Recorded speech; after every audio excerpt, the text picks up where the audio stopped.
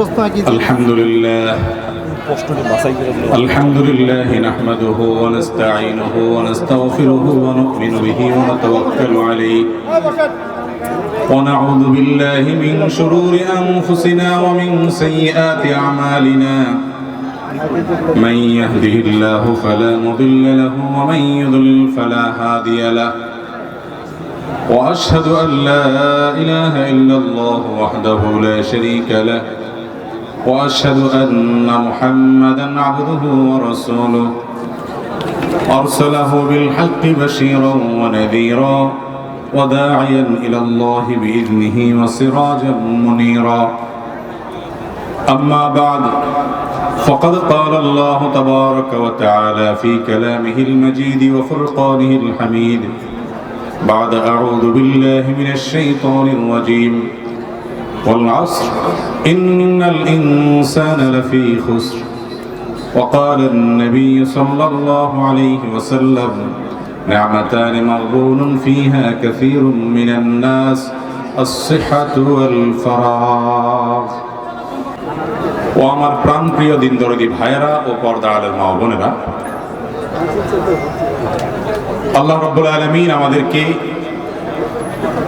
নিজেদের বিভিন্ন ব্যস্ততা থেকে সময় বের করে কোরআন এবং হাদিসের কথা শুনবার জন্য, জানবার জন্য একত্রিত হওয়ার তৌফিক দান করেছেন। এই জন্য রব্বে কারীমকে শুকরিয়া জানাই, আলহামদুলিল্লাহ। আল্লাহ রাব্বুল আলামিনের নিয়ামতের শুকরিয়া আদায় করলে আল্লাহ রাব্বুল আলামিন মেয়ানত বাড়িয়ে দেন, আর তার নিয়ামতের নাশুকরি করলে তিনি নিয়ামত ছিনিয়ে নেন এবং তার কঠোর শাস্তির কথা কোরআনে বলেছেন। এই জন্য যে কোনো নিয়ামত পাওয়ার পর আল্লাহ রাব্বুল আলামিনের শুকরিয়া আমরা আদায় করব। আজকের এই যে মাহফিল, এই মাহফিলটির অন্যতম উদ্যোক্তা আমাদের অত্যন্ত শ্রদ্ধাভাজন ভাই এবং অত্র এলাকার কৃতি সন্তান জনাব তুহিন সরকার। তিনি ডেনমার্কে আছেন। গত কয়েক বছর যাবৎ আমরা নিয়মিত এই মাহফিলে আসছি। দেশের বরেণ্য ওলামায়ে কেরাম এখানে এসে থাকেন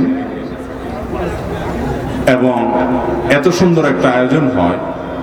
দূরদেশে বসে তিনি তার গ্রামে একটি প্রোগ্রামের জন্য আন্তরিক প্রচেষ্টা এবং দোয়া চালিয়ে যান।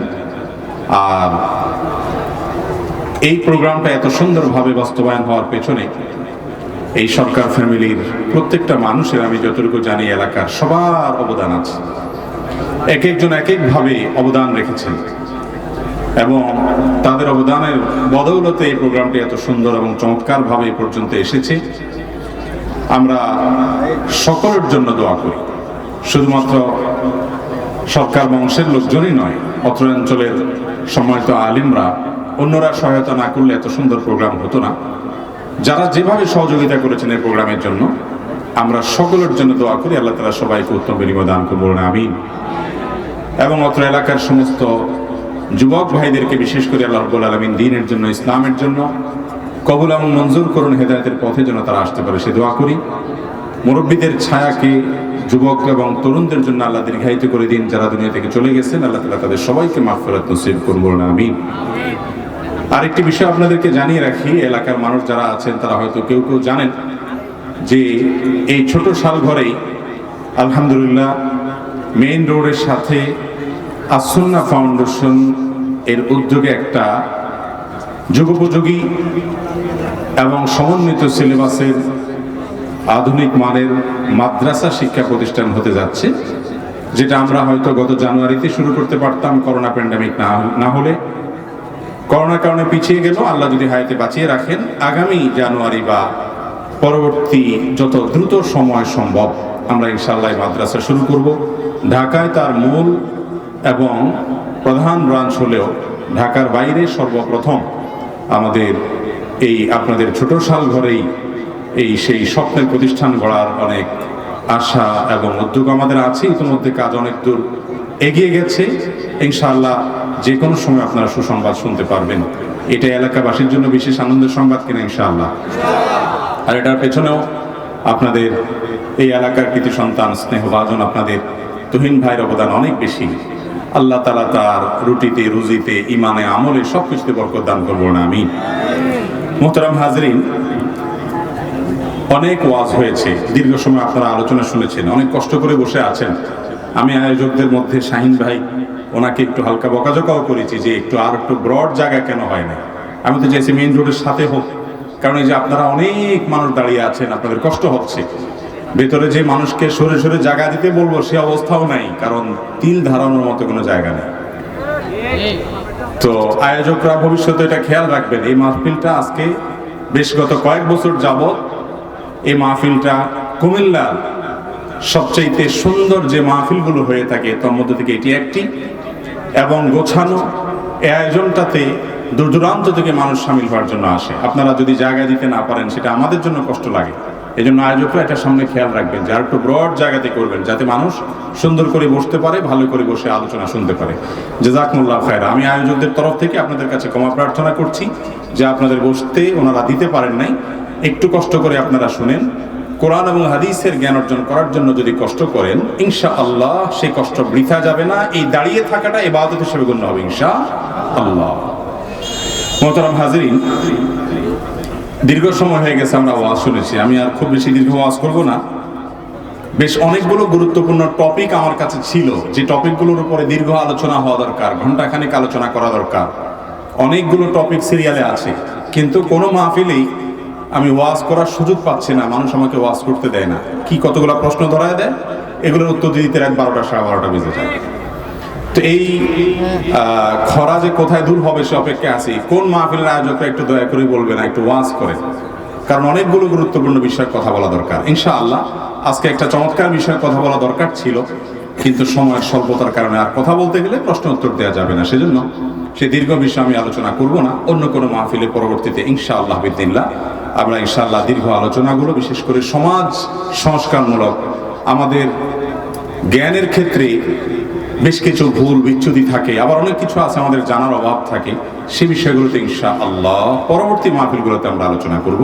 আল্লাহ যদি তৌফিক দান করেন।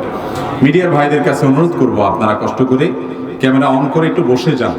আপনারা সবাই এই লোকগুলোকে দূর দূর করেন আর বকা দেন, আমাদের মায়া লাগে। এই লোকগুলো তাদের উসিলাতে সারা দুনিয়াতে মানুষ শুনে, আবার তারা উল্টাপাল্টা থাম্বনেলটা দিয়ে আমাদের বেইজ্জত করে।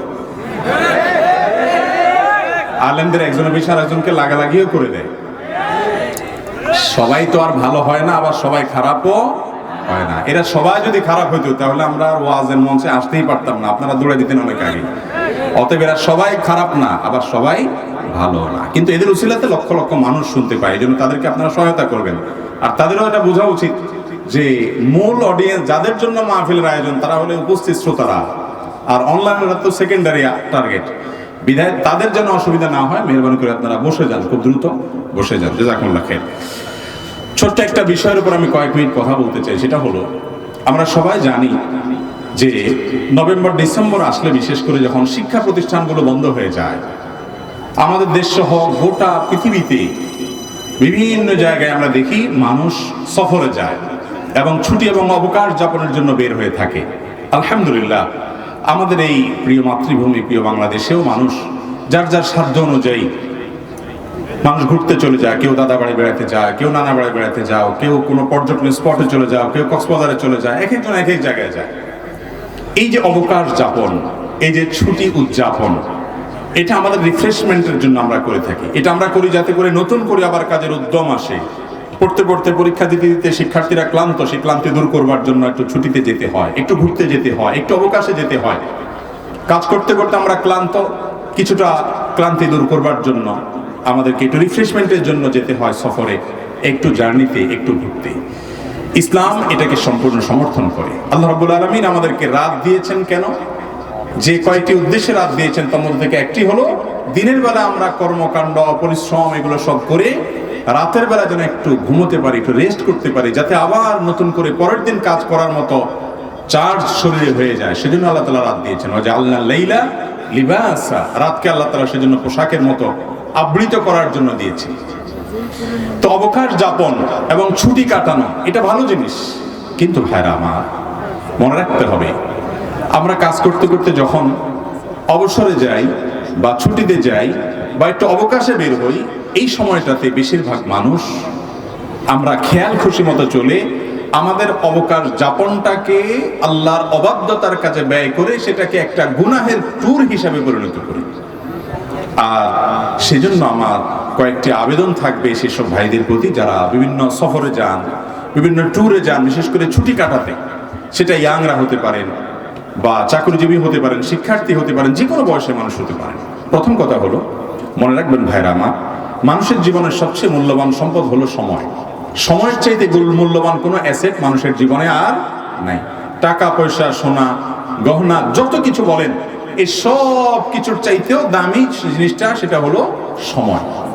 একজন মানুষ তার মৃত্যু নিশ্চিত, এরপরে যদি তাকে 1 মাস 2 মাস বা 6 মাস তাকে বেঁচে থাকার সুযোগ দেওয়া হয় টাকার বিনিময়ে, যদি বলা হয় এই টাকা দিলে তোমার হায়াতটা এক্সটেনশন হবে, তাহলে পৃথিবীর যে কোনো মানুষই চাইবে মাস 2 মাস তো পরের কথা, 2-4 দিনও যদি এক্সটেনশন করা যায় টাকার বিনিময়ে সেটা করতে চাইবে। কারণ টাকার চাইতে এই সময়টার গুরুত্ব, জীবনের গুরুত্ব অনেক বেশি। মোহতারাম হাজিরিন, আর সেজন্য আল্লাহ রাব্বুল আলামিন কোরআনে কারীমে দেখবেন কোথাও শপথ করেছেন ওয়াল আসর, যুগের, কোথাও শপথ করেছেন ওয়াস সুবহ, সকালের, কোথাও শপথ করেছেন ওয়াল ফাজর, ফজরের, কোথাও শপথ করেছেন ওয়াল লাইল, রাতের, কোথাও শপথ করেছেন ওয়ান নাহার, দিনের। সময়ের নামে, বিভিন্ন সময়ের নামে আল্লাহ তাআলা শপথ করে আমাদেরকে বার্তা দিয়েছেন যে সময়টা আল্লাহর কাছে অনেক গুরুত্বপূর্ণ।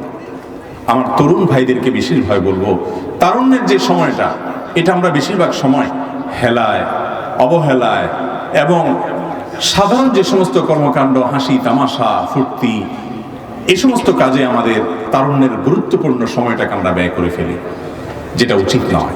অবকাশ, আপনি ছুটিতে যান, সেই ছুটিটা হতে হবে প্রোডাক্টিভ। খুব সংক্ষিপ্ত একটা জীবন নিয়ে আমরা দুনিয়াতে এসেছি, দেখতে দেখতে সেটা শেষ হয়ে যাবে।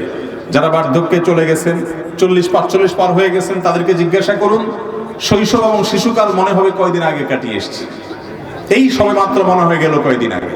দেখতে দেখতে জীবনটা পার হয়ে যায়।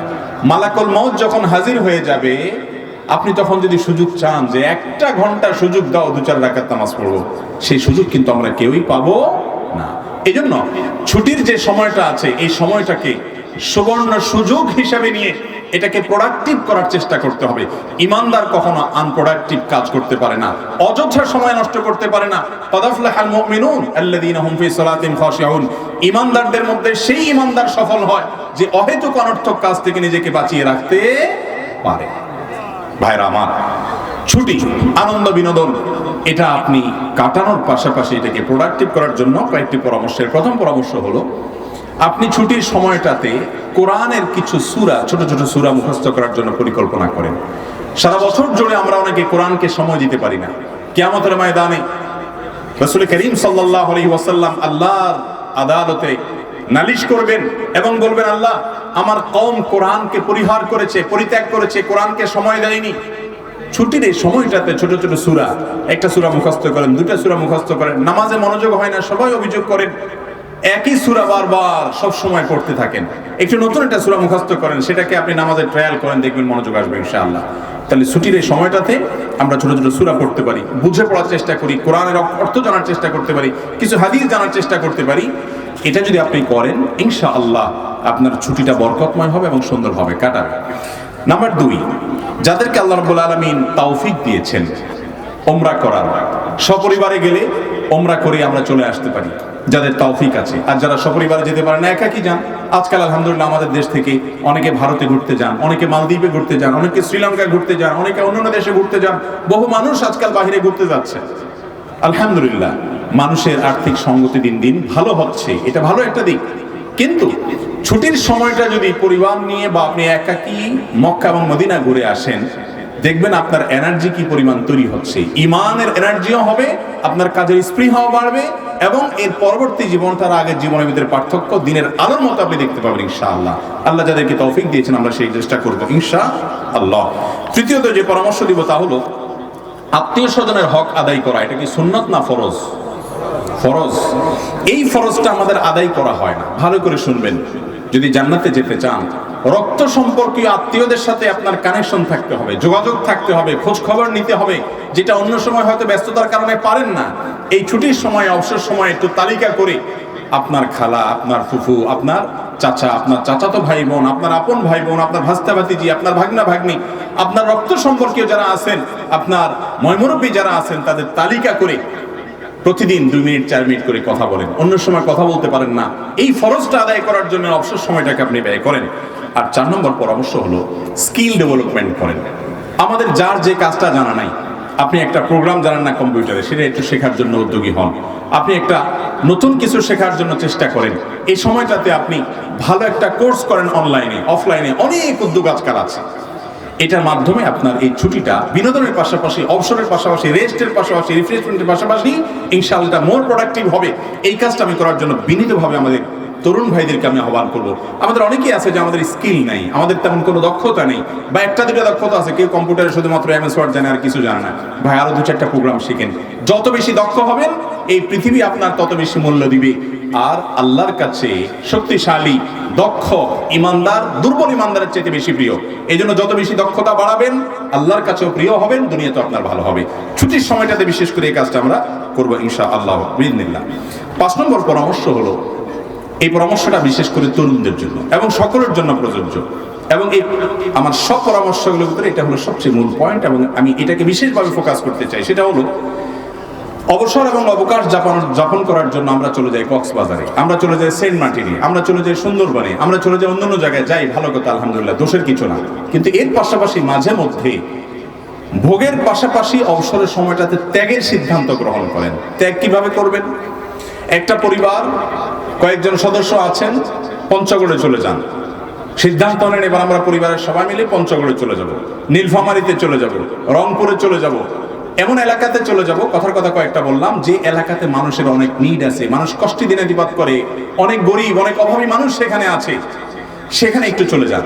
যে হোটেলে একটা রুম নেন এবং দিনের বেলা বাচ্চাদেরকে নিয়ে চলে যান, গহীন গ্রামের ভিতর ঢুকে যান, মানুষের জীবনযাপন দেখেন, বাচ্চাদেরকে বোঝান যে তোমরা কিভাবে চলো আর এরা কিভাবে চলে, তারা কত কষ্ট করে, তাদের শিশুরা কত কষ্ট করে স্কুলে যায়, তাদের লাইফ কি আর তোমার লাইফস্টাইল কি, বাচ্চাদেরকে একটু দেখান এবং তাদের হাত দিয়ে তাদেরকে সহায়তা করান, সাহায্য করান। সন্তানদের মধ্যে মানবিক মূল্যবোধ জাগ্রত হবে ইনশাআল্লাহ। এটা হারিয়ে গেছে আজ। এখন সন্তানদেরকে মা বাপ শুধু ভোগ শিখায়। ভোগ কিভাবে, সন্তান কি চায়। এই যে কুমিল্লা এলাকা, এই সমস্ত এলাকাতে প্রবাসে মানুষ একটু বেশি থাকে, তো প্রবাসীরা তো এমনি পরিবার থেকে দূরে থাকে বেচারারা। সন্তান শুধু মুখ দিয়ে বললো আব্বা এটা লাগবে, কি লাগবে, পিস্তল লাগবে, তো পিস্তলে কিনে দেয়। যদি বলে যে 20 লাগবে, আমার মনে হয় 20ও কিনে দিবে, এমন অবস্থা। ছোট বাচ্চা 1 হাত আধা হাতের একটা মোবাইল ধরায় দেয়, এটা দেওয়া আর 20 দেওয়া সমান। এগুলা বাদেও যদি বলি আমি, জামা কাপড় পোশাক আশাক কি চায় সন্তান, মা বাপ সবকিছু প্রোভাইড করতে রাজি আছে, কিন্তু সন্তানকে মানবতার দীক্ষা দিতে মা বাপ রাজি। এই অনুরোধটা আমি আকুল ভাবে আপনাদের কাছে করছি। অবকাশ যখন পাবেন, সুযোগ যখন পাবেন, আমি চেষ্টা করি এই কাজটা করার।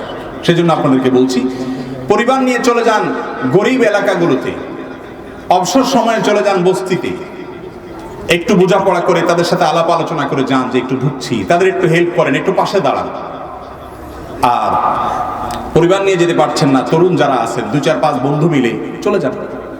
বিশেষ করে শীতের এই মৌসুমে, কনকনে শীতে কত কষ্ট করে মানুষ, একটু যেয়ে দেখেন কি শীত পড়ে সে সমস্ত এলাকা। শীতের কারণে মানুষ মারা পর্যন্ত যায়। 2-4টা জামা নিয়ে যান, 2-4টা পোশাক নিয়ে যান, 2-4টা চাদর কিনে নিয়ে যান। গ্রামে ঘরে ঘরে গিয়ে মানুষের পুরাতন কাপড় কালেকশন করেন, 1 বস্তা 2 বস্তা কাপড় নিয়ে 2-4 বন্ধু নিয়ে চলে যান, গিয়ে মানুষের পাশে একটু দাঁড়ান। আল্লাহর কসম করে বলছি, ভোগে যে আনন্দ পাবেন কক্সবাজারের ট্যুরে বা অন্যান্য পর্যটন ট্যুরে, সেগুলো যাওয়ার দরকার আছে, আল্লাহর জমিনে সেগুলো দেখার দরকার আছে, কিন্তু তার চাইতে অনেক গুণ বেশি আনন্দ পাবেন মানুষের জন্য কিছু করতে পারলে। আলহামদুলিল্লাহ, আমাকে আল্লাহ তাআলা বুঝজ্ঞান দিয়েছেন থেকে আমি এটাকে খুব এনজয় করি, খুব ভালো লাগে।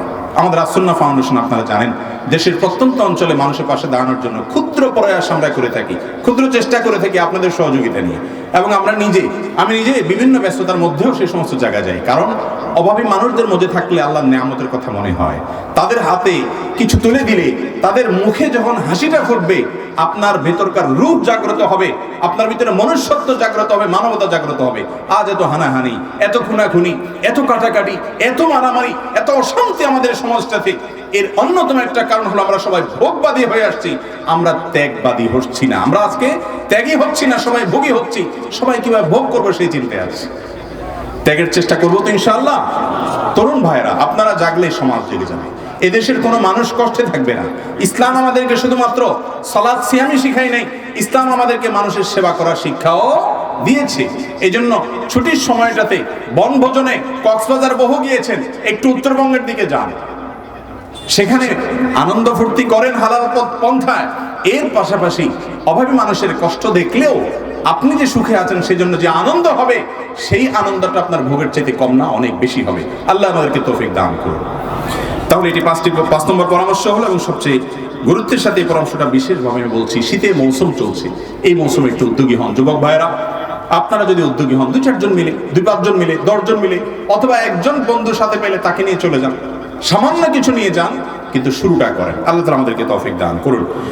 6 নম্বর পরামর্শ হলো, আজকাল তরুণরা বিশেষ করে সিনিয়র এবং মুরব্বীদের সান্নিধ্য এবং সাহচর্য থেকে বঞ্চিত। দুর্ভাগ্য তাদের সময় নেই। স্কুল কলেজ এত এঙ্গেজমেন্ট, কোচিং, আবার এদিকে ফেসবুকে এক একজনের 5000 করে বন্ধু। এত বন্ধুর হক আদায় করা, 5 জনের হক আদায় করা যায় না, 5000 বন্ধুর হক। এক বন্ধুর পোস্টে লাইক দেয় না, সে নাখুশ হয়ে গেছে, আনফ্রেন্ড করে দিছে, তারা কিভাবে খুশি করবে সেই চেষ্টা। আরেক বন্ধু মেসেজে বলছে যে হ্যাঁ আপনার পোস্টে সবসময় লাইক দেই, আপনি কখনো দিলেন না, এবার তারে খুশি করার চেষ্টা। এই সমস্ত প্লাস্টিকের বন্ধু খুশি করতে করতে আসল আপন যারা দাদা চাচা ফুফু মুরব্বীরা, তাদেরকে সময় দেওয়ার সুযোগ আমাদের তরুণদের এখন আর হয় না। এই জিনিসটা কি ভালো না খারাপ, এটা বোঝার জন্য পণ্ডিত হওয়ার দরকার না। একটা শিশুও বোঝে এটা খারাপ, কিন্তু এই খারাপের ভিতরে আমরা ডুবে গেছি কি যাইনি? ছুটির সময়গুলোতে পরীক্ষা টরীক্ষা হয়ে গেছে, যুবক ভাই আমার একটু ব্যতিক্রম হওয়ার চেষ্টা করেন। সবাই স্রোতে গা ভাসায়, সবাই নষ্টমীর পথে চলে যায়, সবাই নোংরামির পথে চলে যায়, আপনি একটু স্রোতের বিপরীতে চলেন, 2-4 জন বন্ধুকে নিয়ে চলেন, আমরা একটু ভালো কাজ করি। চলে একজন মুরব্বীর কাছে যাই, একজন আলেমের কাছে বসি, কিছু নাসিহাত শুনি, নিজের কিছু সমস্যার সমাধান নেওয়ার চেষ্টা করি, সিনিয়রদেরকে একটু শ্রদ্ধা করি, মুরব্বীদেরকে সম্মান করি, আপনজন যারা রক্ত সম্পর্কীয় সিনিয়র আছেন, বাবার চাইতে বড় বাবার বয়সে আছেন, তাদেরকে একটু রেসপেক্ট করি, একটু তাদের সামনে দোজানো হয়ে বসে শ্রদ্ধা করে আসি। এটা ইবাদত, এটা ইবাদত। এই ইবাদত আজ আমাদের কাছ থেকে হারিয়ে গেছে। ছুটির সময়গুলোতে অন্তত আমরা এই কাজটা করতে পারি। এটা 6 নম্বর পরামর্শ। 7 নম্বর পরামর্শ হলো, যারা বিভিন্ন বনভোজনে যান অথবা বিভিন্ন পর্যটন স্পটগুলোতে যান, তারা সতর্কতার সাথে যাবেন। প্রতি বছর আমাদের কষ্ট লাগে যে সফরে বের হয়েছে, হয়তো কোথাও ঘুরতে গেছে, সেখানে দুর্ঘটনায় আপনার বিপদ হয়েছে, কেউ মারা গেছে, কেউ পানিতে ডুবে গেছে, সমুদ্র পাড়ে যেখানে সেখানে পাও দিয়েছে, সেখান থেকে তার জীবনহানি হয়ে গেছে, এরকম ঘটনা আমরা প্রায় শুনতে পাই।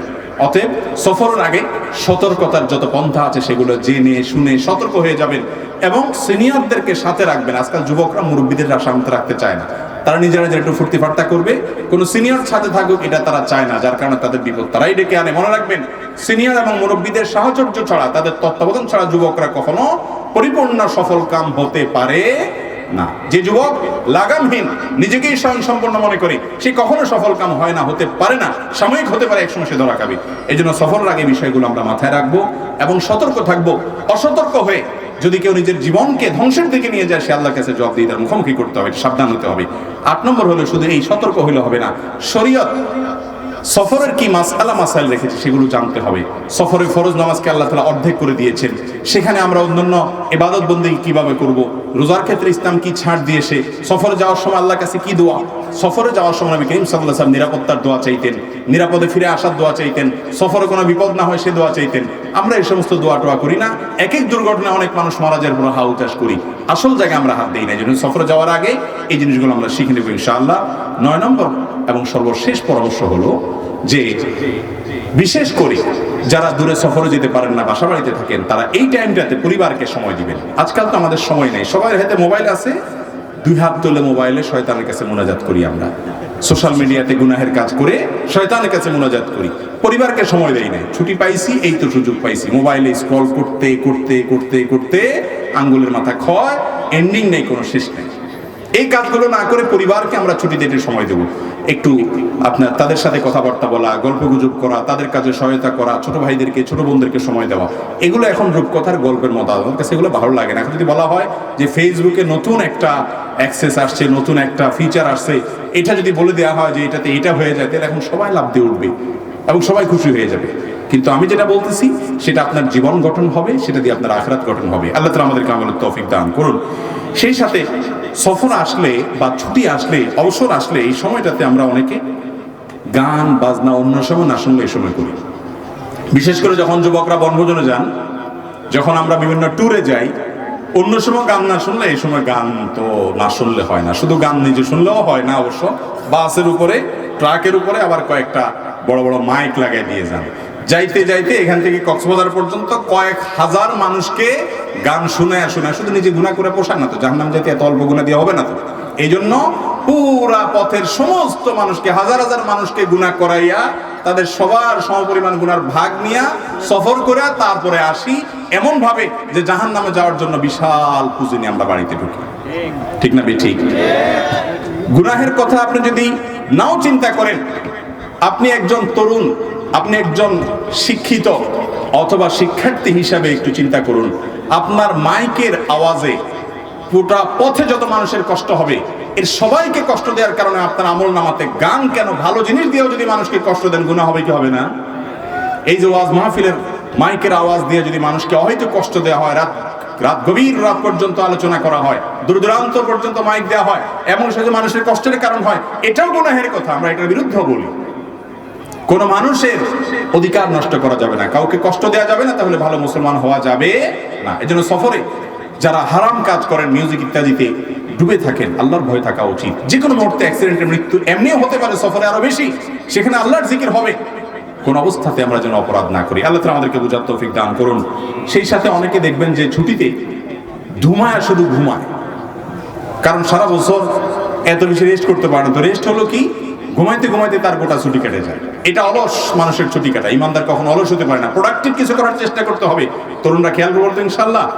সেই সাথে অনেকে আছে উল্টা, বেশি ঘুম তো দূরের কথা, ছুটির সময় আসলে রাত আর ঘুমায় না, 12টা 1টা 2টা পর্যন্ত মুনাজাতে থাকে, আল্লাহর কাছে না, শয়তানের কাছে। সেই মুনাজাতে আপনার রাত 2টা 3টা বেজে যায়, ঘুমাইতে ঘুমাইতে আর ফজর পড়া হয় না। আছে না এরকম? অনেকে আবার সকালে দেয় ঘুম, এক ঘুমে জোহর পর্যন্ত পার। আমরা যেন ছুটির সময়গুলোকে সুন্দর করে গুছিয়ে পরিকল্পিতভাবে কাটাতে পারি। ছুটিটা যেন আমার আখিরাতেও আমার পুঁজি সংগ্রহের মাধ্যম হয়, দুনিয়াতেও আমার ডেভেলপমেন্টের মাধ্যম হয়, আমার জন্য স্কিল এবং দক্ষতা বৃদ্ধি হয়। সেই সাথে ছুটিটা যেন আমার জন্য নিরাপদভাবে কাটে, আল্লাহর সন্তুষ্টি অর্জনের মাধ্যম হয়। আল্লাহ তাআলা আমাকে, আপনাকে, আমাদের সবাইকে সেই তৌফিক দান করুন। জাযাকুমুল্লাহু খায়রা ওয়া আখিরু দাওয়ানা আলহামদুলিল্লাহি রাব্বিল আলামিন।